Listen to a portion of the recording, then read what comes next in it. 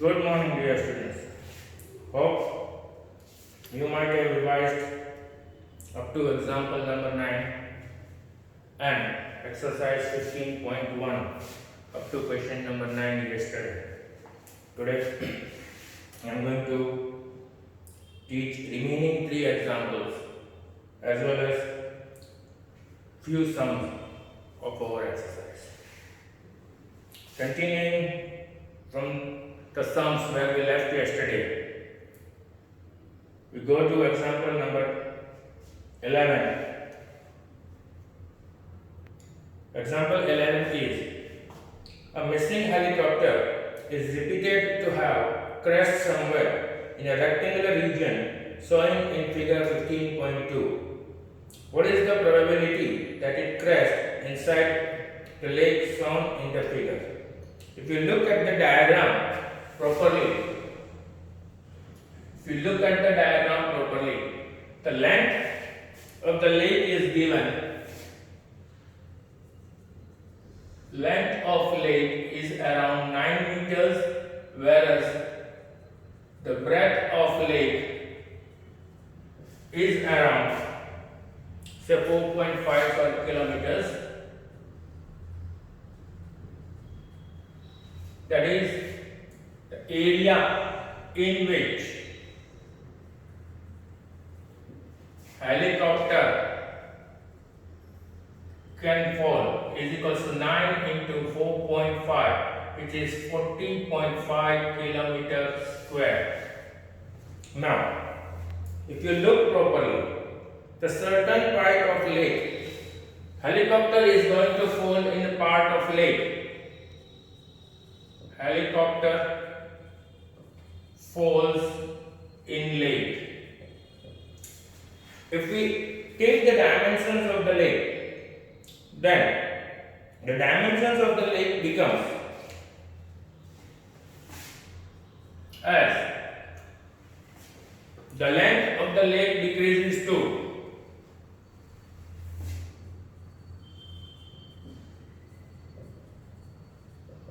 4.5 minus 2, that is 2.5, and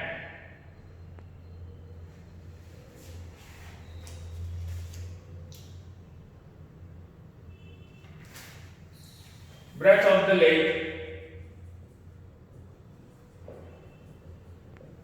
to 9 minus 6, that is equals to 3.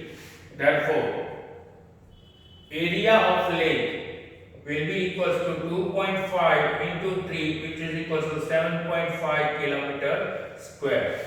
Therefore, probability of helicopter falling in the lake will be favorable outcomes upon total outcomes, which will be equals to 7.5 upon 40.5. Removing the decimals, it is 75 upon 405. We will get up to 5 upon 27.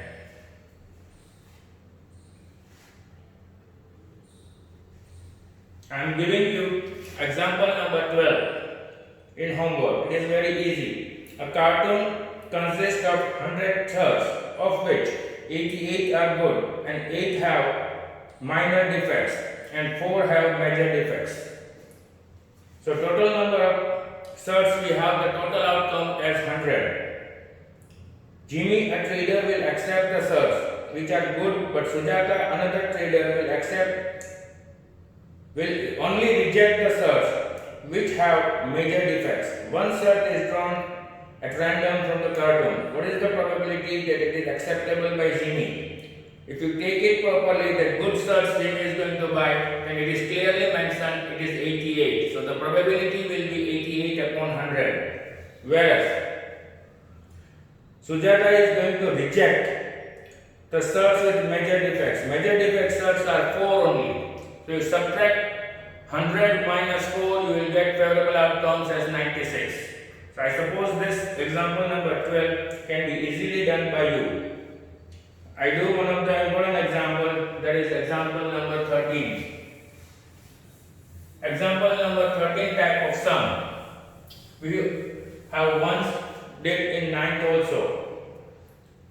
two dice, one blue and one gray, are thrown at the same time.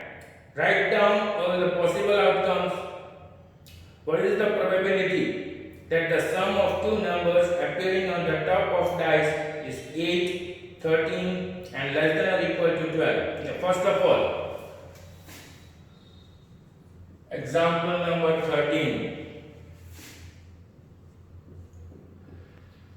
When two dice are thrown simultaneously, the possible outcomes are 1 1, 1 2, 1 3, 1 4, 1 5, 1 6, 2 1, 2 2, 2 3, 2 4, 2 5, 2 6, 3 1, 3 2, 3 3, 3 4, 3 5, 3 6, 4 1, 4 2, 4 3, 4 4, 4 5, 4 6, 5 1, 5 2, 5 3, 5 4, 5 5 and 5 6. And the same way 6 1, 6 2, 6 3, 6 4, 6 5 and 6 6. If we count all these favorable outcomes, the total outcomes when the two dice are thrown, it is equals to 36. Total outcomes is equals to 36. Now we take the first probability. Find the probability that the sum of two numbers appearing on the top of dice is 8. So we take, let A be the event that sum of two numbers appearing on dice is 8. If you look at properly, 2 plus 6, 8, 3 plus 5, 8, 4 plus 4, 8, 5 plus 3, 8, 6 plus 2, 8. So 1, 2, 3, 4 and 5. Favorable outcomes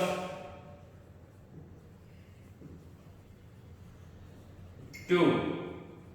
Event A is equals to 5. We know the total outcomes, that is equals to 36. Therefore, probability of event A is equals to favorable outcomes to event A upon total outcomes, which is equals to 5 upon 36. The second one, the sum of two numbers is 13. Let B be the event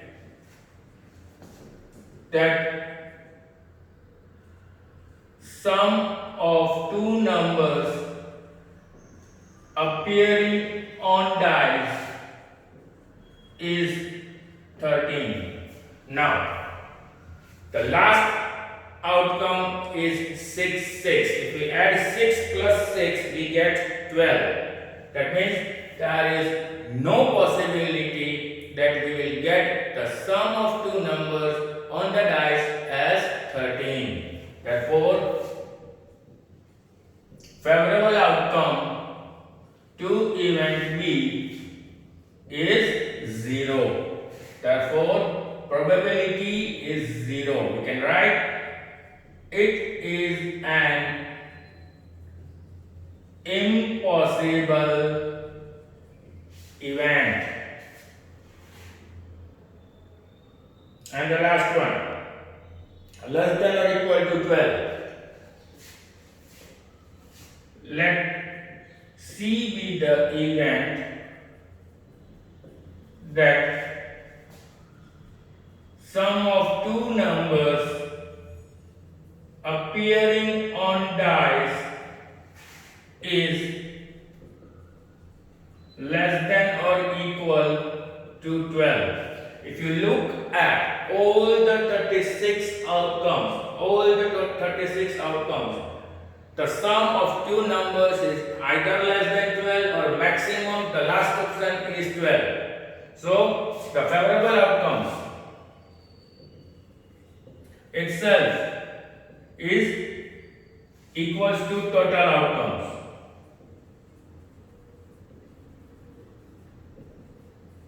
Therefore, probability of event C is equals to favorable outcomes upon total outcomes. What answer we are going to get? 36 divided by 36, it is equals to 1. We are getting the answer 1, means it is a fixed or a certain event.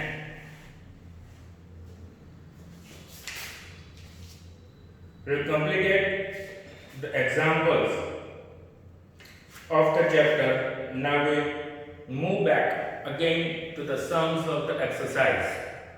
Yesterday we studied up to question number 9. So now I will start with question number 10.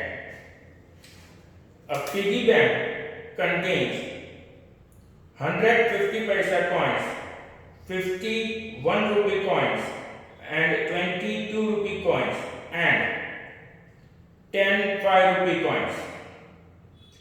If it is equally likely that one of the coins will fall out when the bank is turned upside down, what is the probability that the coin will be a 50 paisa coin and will not be a 5 rupee coin? I am rubbing the sum.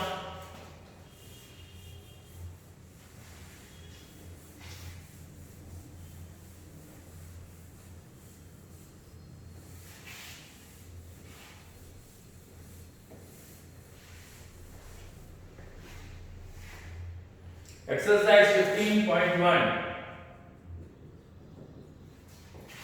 Question number 10. I repeat the question again. A piggy bank contains 150 paisa coins. 50 paisa coins, it is 100. Then 51 rupee coin. 1 rupee coin is 50. 22 rupees coin. 2 rupee coin is 20. And 10 5 rupees coin. 5 rupee coin is 10. So total is 180 coins in the piggy bank. Now the first probability. Let A be the event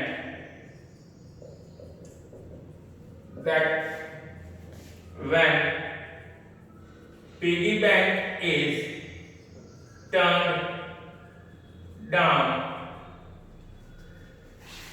a 50 paisa coins comes out.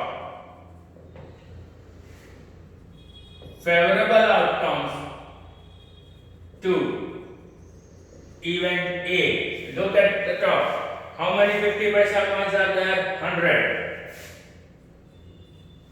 And what are the total outcomes?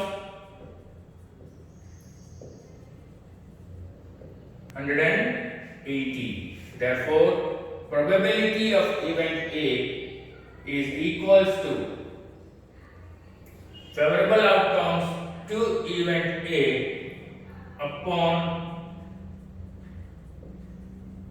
total outcomes, which is equals to 100 upon 180. 10 upon 80, it is equals to 5 upon 9.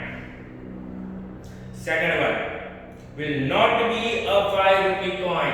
Remember, it is again a type of complementary event. So we will start like this. Let B be the event that when piggy bank is turned down, a 5 rupee coin comes out. Favorable outcome to event B. How many 5 rupee coins are there? Only 10. Total outcomes 180. Therefore, probability of event B, favorable outcomes upon total outcomes, 10 upon 180, it is simply 1 upon 80, but this is not our answer. What we are supposed to find? We are supposed to find it should not be a 5 rupee coin. So, let B dash be the event that coins come out is not a 5 rupee coin. Therefore, probability of B dash is equals to 1 minus P of B, 1 minus 1 upon 18. It is equals to 17 upon 18. It is equals to 17 upon 18. Is it clear? Then we move to the next sum. Question number 11. Now, question number 11 is a very simple sum. I am explaining you the sum. Gopi buys a fish from the shop for his aquarium. The shopkeeper takes out one fish at random from the tank containing 5 male fish and 8 female fish.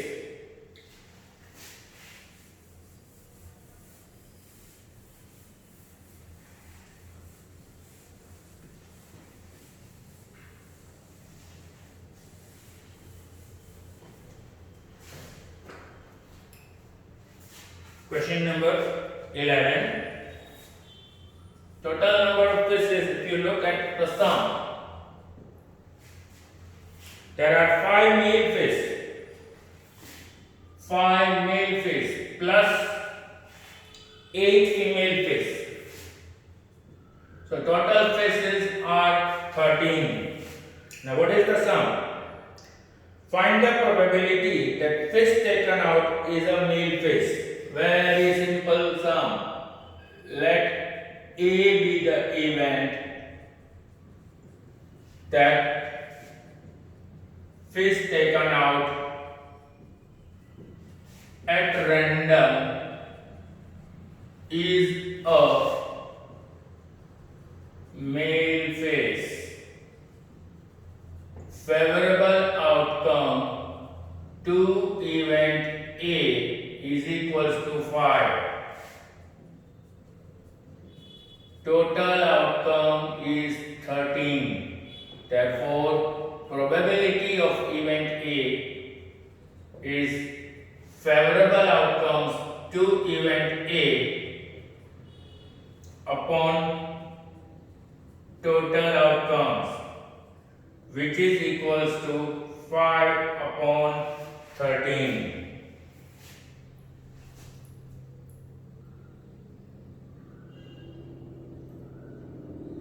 Is it okay? Then we move to the next question. Question number 12. A game of chances consists of a spinning an arrow which comes to rest pointing at one of the numbers from 1, 2, 3, 4, 5, 6, 7 and 8. And these are equally likely outcomes. What is the probability that it will point at 8? An odd number, a number greater than 2 and a number less than 9.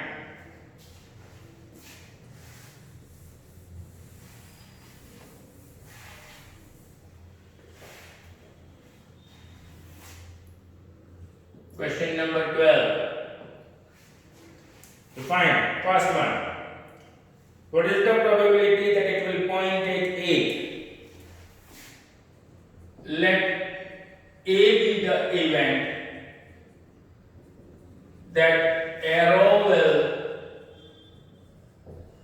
point at 8. 8 is written on the spinning wheel only one time. That is favorable outcome to event A is equals to 1, and total 8 numbers are given. So total outcomes is equals to 8. Therefore, probability of event A is equals to favorable outcomes to event A upon total outcomes, which is equals to 1 upon 8. Then second one, an odd number. Now which are the odd numbers? From 1, 2, 3, 4, 5, 6, 7 and 8. If you pick up the odd numbers 1, 3, 5 and 7. How many odd numbers are there? 4 odd numbers are there. So let B be the event that an arrow will point at an odd number. Favorable outcome to event B is equals to 4. Total outcome will be 8. Therefore, probability of event B will be favorable outcome to event B upon total outcome, which is equals to 4 upon 8. You can also give us the decimal as 0.5. Third one, a number greater than 2. Let C be the event that an arrow points at number greater than 2. 1, 2, 3, 4, 5 and 6. Favorable outcome to event C is equals to 6.